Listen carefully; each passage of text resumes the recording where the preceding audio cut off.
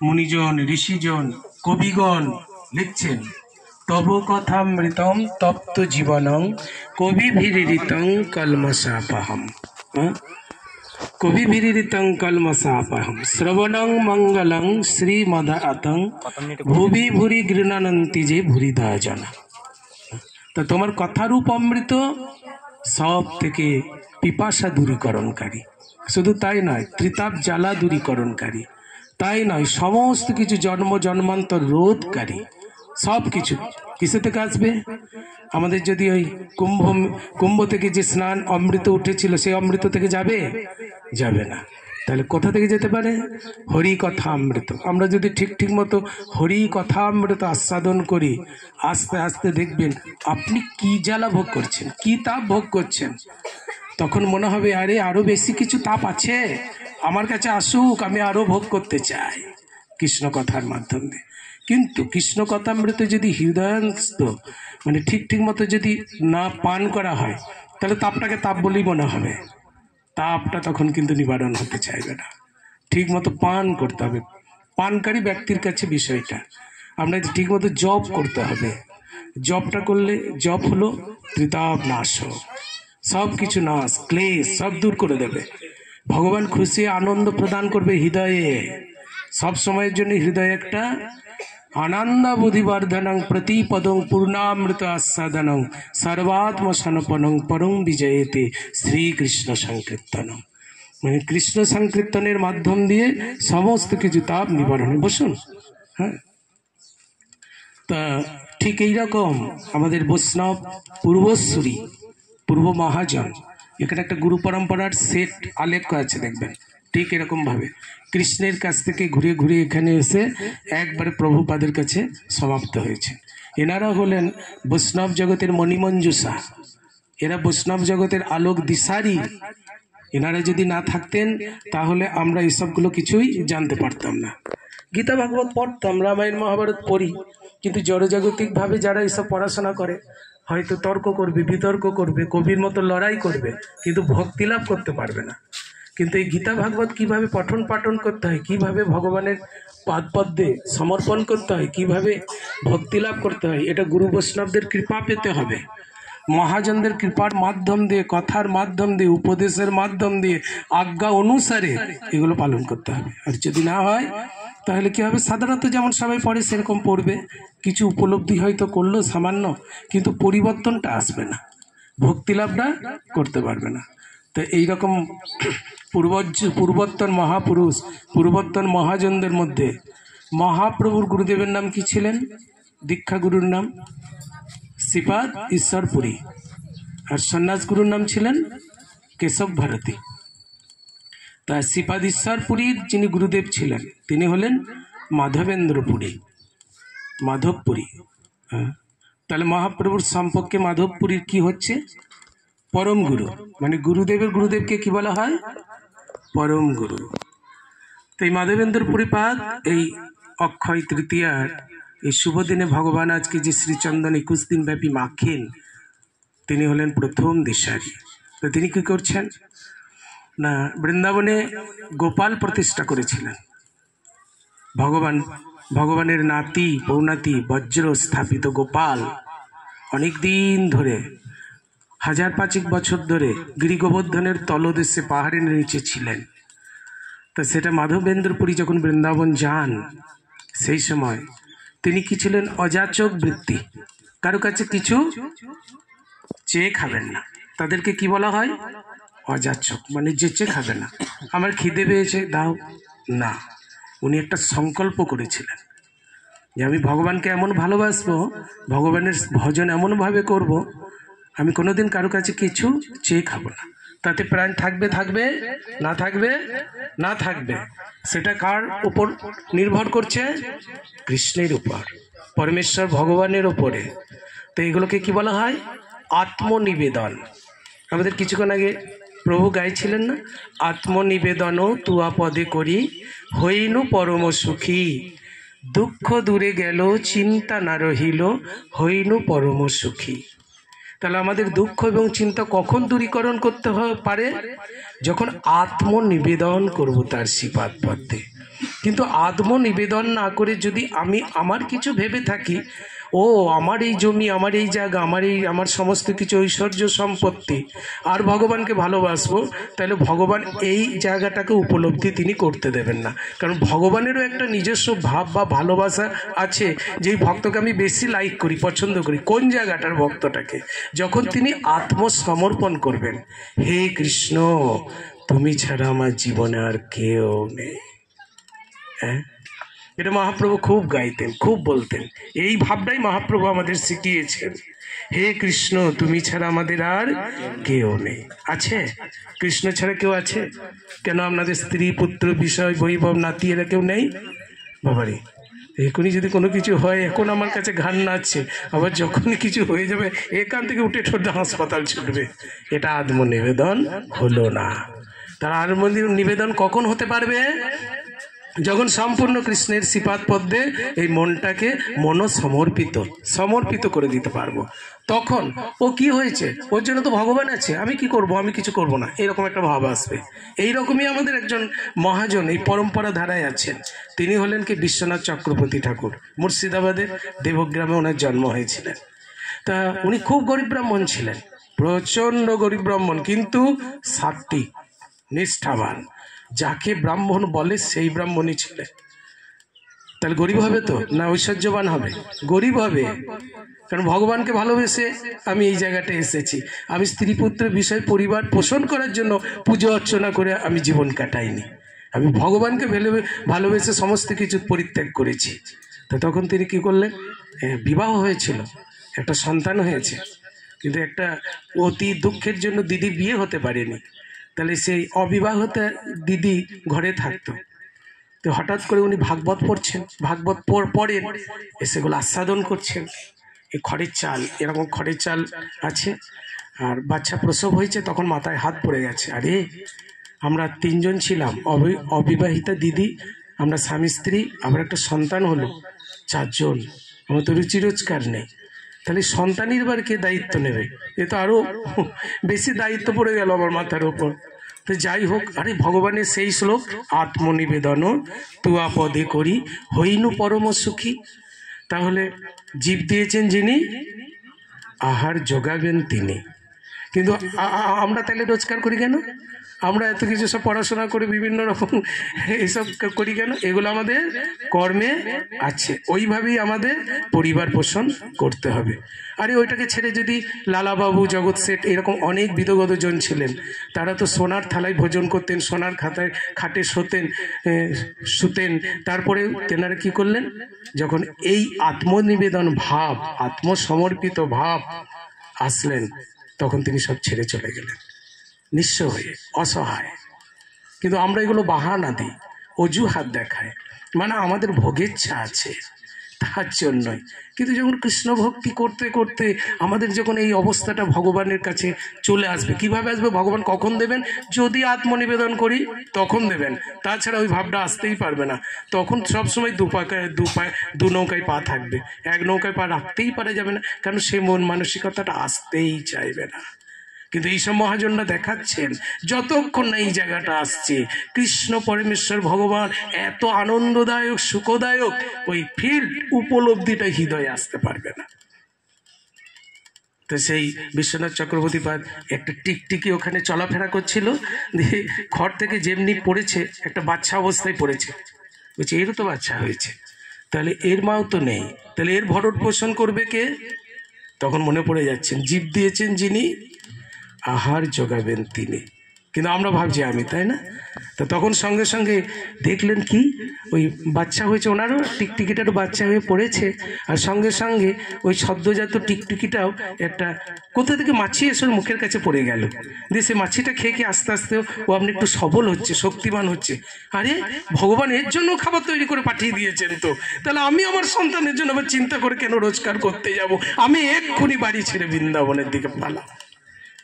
বিশ্বনাথ চক্রবর্তী ঠাকুর তিনি বৃন্দাবন আশ্রয় গ্রহণ করলেন। তাহলে আত্মনিবেদন তুয়া পদে করি হইনু পরম সুখী। তো কখন আমাদের দুঃখ দূরে যাবে? ভজন করছি, নাম করছি, কিন্তু অনেক মানুষকে আপনি জিজ্ঞেস করবেন কেমন আছেন, ভালো আছেন? একটু রয়েছি, মানে লজ্জা লাগে তো বলতে, সেই জন্য কিন্তু হচ্ছে না। ভগবানের যে সংজ্ঞা, ভগবানের যে ডেফিনিশন সূত্র, ওটা না হওয়া পর্যন্ত সেই জায়গাটা পেতে পারবেন না।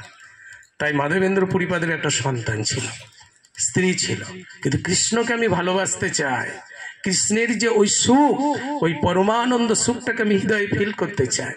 তো তার জন্য কি অদ্বৈত আচার্য প্রভুর কাছে শান্তিপুরে ওনার ছেলের নাম গোপাল রেখে দিয়ে উনি বৃন্দাবনের উদ্দেশ্যে রওনা হলেন, সন্ন্যাসী। তো তিনি কি করছেন, অযাচক বৃত্তি, বৃন্দাবনে পৌঁছে গেছেন।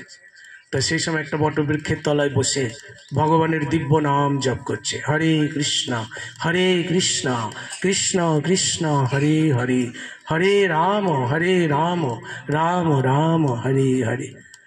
সারা বৃন্দাবন ভ্রমণ করতে করতে অনেক মন্দির পড়েছে, পয়সা আছে, কুপন কেটে খায়নি।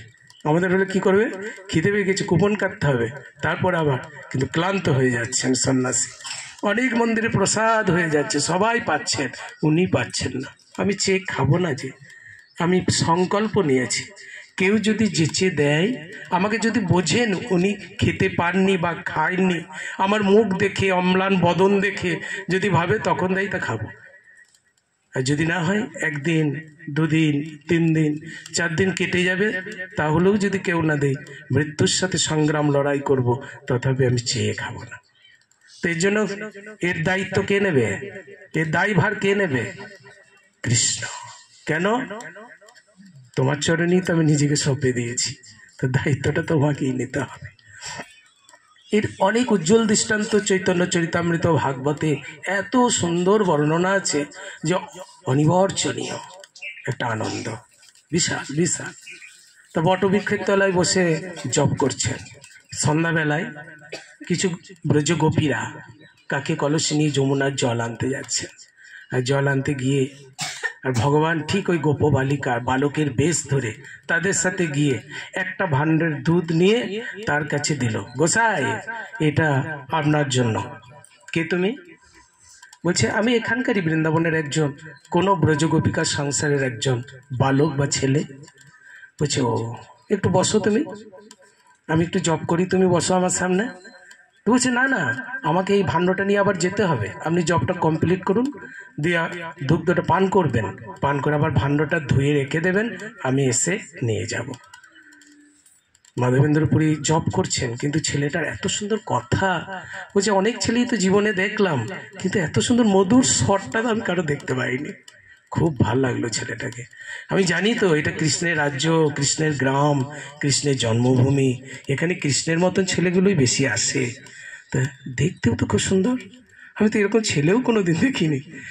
বাক্যটাও খুব সুন্দর, গলার স্বরটাও খুব সুন্দর, দেখতেও খুব সুন্দর, সব মিলিয়ে মিশে সুন্দর। কিন্তু দেখি তার হাতের দুগ্ধটা আমার কত সুন্দর হয়।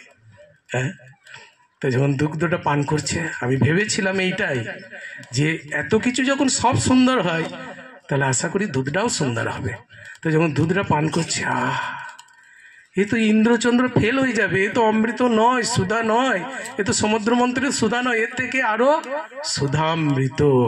কোনোদিন খাইনি জীবনে, অনেক গরুর দুধ খেয়েছি, অনেক রকম ভাবে খেয়েছি, কিন্তু এইরকম খাইনি।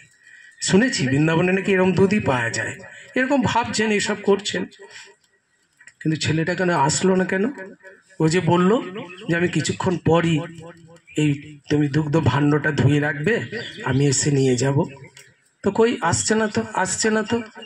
এইরকম ভাবতে সন্ধ্যা থেকে রাত, রাত থেকে ভোর হয়ে গেল।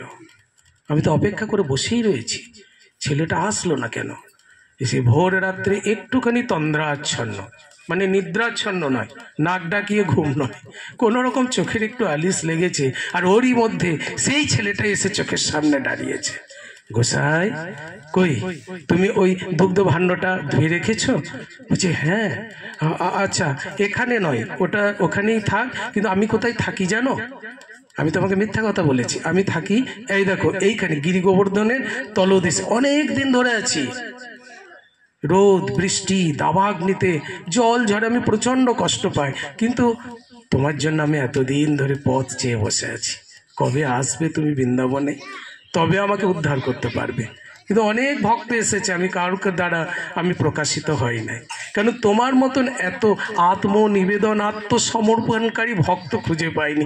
তোমার জন্য ৫,৫০০ বছর ধরে অপেক্ষা করছি, আমার মাধবপুরী কবে আসবে, দিয়ে আমাকে এই পর্বতের তলদেশ থেকে তুলে নতুন করে শ্রীমন্দিরে স্থাপন করবে।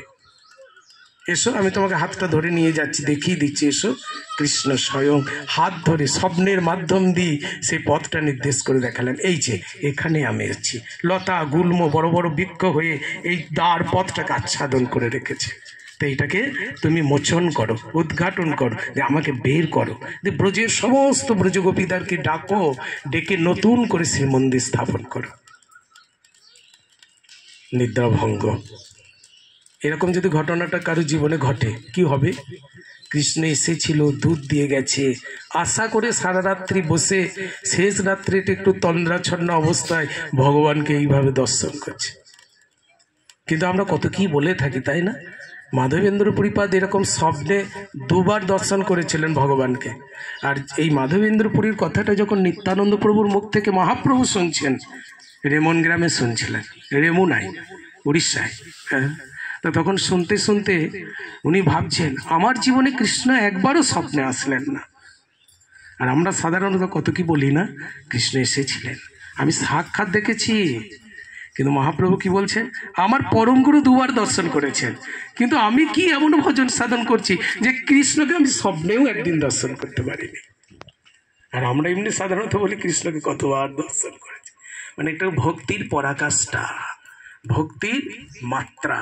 মানে আমরা সেই জায়গাটাকে উপলব্ধি না করেই নিজের ভাব বা আবেগবশতেই কথাগুলো বলে থাকি, এটা ভক্তির পরাকাষ্ঠা না। মাধবেন্দ্র পুরী কি করলেন, প্রচন্ড কাঁদছেন। হ্যাঁ, কান্নাকাটি করতে করতে এই সময় কি হতে পারে? কারণ ভগবান তো স্বপ্নে দেখা দিয়েছেন, আমার সম্মুখে আসবেন না, স্বপ্নে এসেছেন। কিন্তু এখানে একটা ভগবানের অপূর্ব বস্তু আছে। কি করব না, যে দুগ্ধ ভাণ্ডটা দিয়েছিল ওটা ভগবানের হস্তস্পর্শ, একবারে স্বয়ং ভগবান হাতের স্পর্শ আছে, ওটাকে সঙ্গে সঙ্গে চলে গেল, ভাঙলেন, ঠিকরি বলা হয়, ঠিকরি অংশ করলেন। অংশ করে মাধবেন্দ্র পুরীপাদ তার যে ঝোলা ছিল সেই ঝোলাতে রেখে দিলেন। রেখে দিয়ে তিনি সমস্ত ব্রজবাসীদেরকে উত্তোলন করলো, ওঠো ওঠো, তোমরা সবাই ওঠো, দ্বার মোচন করো, শুভ সংবাদ আছে।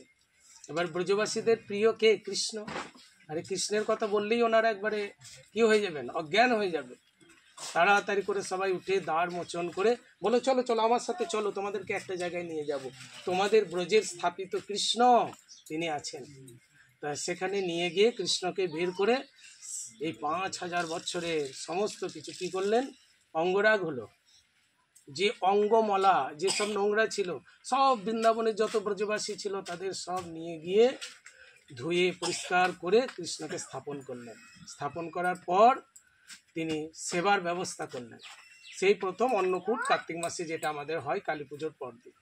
কিন্তু ভগবান সব করার পর তিনি আবার স্বপ্নে আসলেন। স্বপ্নে আসার পর বলছেন যে আমি অনেক দিন ধরে তাপ ভোগ করছি, আমাকে চন্দন দান করো, আমার গায়ে চন্দন অঙ্গে লেপন করো, তাইলে আমি ঠান্ডা হব, শীতল হব। তখন তাড়াতাড়ি করে সে স্বপ্ন আদেশ পেয়ে বয়স্ক বৃদ্ধ, আমাদের মতো যুবক নয়, ৯৫ বছর বয়স, আর আসছেন উত্তর ভারত থেকে দক্ষিণ ভারত, মানে বৃন্দাবন থেকে তামিলনাড়ু, কত রাস্তা। আস্তে আস্তে উড়িষ্যা দেশ পেরিয়ে, উড়িষ্যা শহর পেরিয়ে কোথায় আসলেন? পুরী। পুরীতে জগন্নাথ দর্শন করলেন। তার আগে রেমুনায় পড়লেন খিরচরা গোপীনাথ। তা ওখানে উনি অনেক মহিমা শুনেছেন, অনেক মহিমা। তা শোনার পর বলছেন কি, এখানে নাকি ক্ষীর প্রসাদ হয়, ১২টা মালসা করে ক্ষীর প্রসাদ দেওয়া হয়, সন্ধ্যাবেলায় এই ভোগটা লাগে। তা খুব সুন্দর, কি করা হবে, আমি একটু পাবো। তাহলে অযাচক বৃত্তি নাই, হ্যাঁ। কিন্তু আমি মনে মনে যাচাই করেছি ভক্তদের কিরকম, মানে এটা কিসের জন্য, আত্মসুখের জন্য নয়। এখানে খুব ভালো ক্ষীর ভোগ হয়, সারা পৃথিবীর মধ্যে সর্বশ্রেষ্ঠ ক্ষীর ভোগের যা হোক জায়গা হলো রেমুনা, এখানে সুন্দর ক্ষীর ভোগ হয়। তা আমি একটু পাবো, সারাদিন কিছু খাইনি এইরকম ভেবে বলেছেন না। বৃন্দাবনে আমার গোপাল আছে, এই স্বাদটা জানলে আমি গোপালকে ওখানে গিয়ে লাগাবো, এই ভেবে কৃষ্ণের জন্য, কৃষ্ণ কেন্দ্রিক, আত্মকেন্দ্রিক না। তখন এইটাকে নিজেকে লজ্জা প্রকাশ করছে, ছি ছি ছি ছি, আমার ব্রতভঙ্গ হয়ে গেল নাকি, আমি সংকল্পচ্যুত হয়ে গেলাম নাকি, আমার ভজন নষ্ট হয়ে গেল নাকি, আমি কেন নিজের মনে মনে এই যাচাই করলাম, কেন এটা করলাম, অনুশোচনা, অনুতপ্ত, দগ্ধ হয়ে যাচ্ছে। সেই শ্রীমন্দিরে সমস্ত কিছু দর্শন করে উনি একটা বৃক্ষের তলায়, ওই রেমন গ্রামের যেখানে হাট বাজার বসে সেই বৃক্ষের তলায় বসে রয়েছেন। হ্যাঁ, আর খুব ক্রন্দন করছে, ছি ছি ছি ছি, আমি মনে মনে কেন ভগবানের কাছে ক্ষীরটা যাচাই করলাম। উনি তো খাননি, উনি তো পান, উনি খালি আমার বৃন্দাবনের, আমার ব্রজের গোপালকে লাগাবো সাত জেনে, এইটুকু ভাবাতেও সেই শুদ্ধ ভক্তের, পরম ভক্তের হৃদয়ে কিরকম সূচনা হচ্ছে। আমাদের এরকম হতে পারে? পারবে না। কেন? তার কারণ আমরা ভগবানের চরণে আত্মনিবেদিত হতে পারিনি, এই কারণেই হচ্ছে না এই জায়গাটা। আমাদের ভক্তি সিদ্ধান্ত প্রভুপাদ, যিনি আমাদের প্রভুপাদের গুরুদেব, উনিও বাজার থেকে ভক্তি বিনোদ ঠাকুর আম এনেছেন। আম আনার পর উনি তখন ছোট বাচ্চা ছিলেন, কিছু বুঝতে পারেননি, আম দেখে আম খেয়ে নিয়েছে। ওর বাবা এসে বলছে, আমটা ভোগ লাগা হয়নি, প্রসাদে পাচ্ছি না। বলছে, আমটা তো খেয়ে নিয়েছ। তখন ওনাকে বকাবকি করছে, কৃষ্ণের প্রসাদ ছাড়া কোনো কিছু খেতে আছে? কৃষ্ণের প্রসাদ না করে সব কিছু যদি খাওয়া হয়, তাহলে আমাদের হৃদয় থেকে যেসব দুঃখ দারিদ্র আছে এগুলো কাটবে, কৃষ্ণের প্রতি ভক্তি পাবো। কৃষ্ণের প্রসাদ ছাড়া কোনো কিছু গ্রহণ করতে নেই। তো তখন উনি নিজে মনে মনে সংকল্প করলেন, কতটুকু ছেলে, ওই খুব জোর বছর চারেক হবে, আমি জীবনে আর আমই গ্রহণ করব না। তা ভক্তি সিদ্ধান্ত ঠাকুর কোনোদিন আর আমের স্বাদ বোঝেননি, ওই একবার একটু ভুলবশত। তাই ঠিক মাধবেন্দ্র পুরীপাদ ক্রন্দন করছেন, ভোরবেলা হয়েছে, বসে জপ করছেন। আর এমন সময় দেখছেন পূজারী, গোপীনাথের পূজারী, রেমুনার খিচ্চরে যিনি গোপীনাথ, তার পূজারী, তিনি এরকম করে হাটে হাটে ঘুরে বেড়াচ্ছে। আর কি বলছেন, কে আছো, কোথায় আছো? মাধবেন্দ্র পুরী, যার লাগি গোপীনাথ ক্ষীর করেছেন চুরি। আরে কে সেই ভাগ্যবান? আমি এতদিন পূজা করলাম, আমি কোনো স্বপ্নেও দেখা পেলাম না। আরে এখানে তিনি রয়েছেন, এই গ্রামে আছেন, আমি খুঁজছি তাকে, সেই ভাগ্যবান কই? পূজারীকে স্বপ্ন দিয়েছেন, কারণ ভক্ত যাচাই করেছেন। আর 12টা যে মালসা হয়, কৃষ্ণের মায়ার প্রভাবে প্রত্যেক দিন যেভাবে ডিস্ট্রিবিউশন করা হয় সেইভাবেই ভাগ করে প্রসাদ বিতরণ করা হয়েছে, কিন্তু 12টাই মালসা দেখছে। কিন্তু কৃষ্ণ ভক্তের জন্য একটা মালসা ধরারও অঞ্চলে কোমরের কাছে তার পিত বস্ত্র, মানে পিত ধরা দিয়ে ঢেকে রেখেছেন। তারপরে মন্দিরে যখন শয়ন হয়ে গেছে, তারপরে পূজারীকে স্বপ্ন দিচ্ছেন, উঠো পূজারী, দ্বার করহ মোচন, ধরার অঞ্চলে এক ক্ষীর রাখা আছে আয়োজন। একটা ক্ষীর রাখা আছে, ওঠো। পূজারী চোখগুলো নম করছে, এটা আমার মনে কোনো ভ্রম। ক্ষীর তো আমি 12খানা মালসাই সন্ধ্যার সময় ভোগ দিয়ে সব বিতরণ করে দিয়েছি, আবার কোথায়? তো এরকম স্বপ্ন দেখলাম কেন?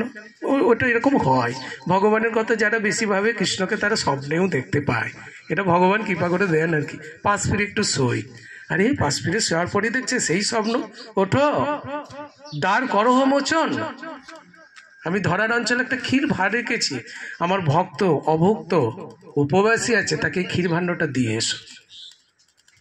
দেখলেন, দেখি তো, রাত্রের ব্রাশটা হালকা করে স্নান করে মন্দির খুলতে হবে, মন্দির খুলেছে। তো ভগবানের কাছে কি ধরার এইভাবে তুলে কোমরের কাছটা, আরে এই তো স্বপ্নটা সম্পূর্ণ সত্য, এটা কে?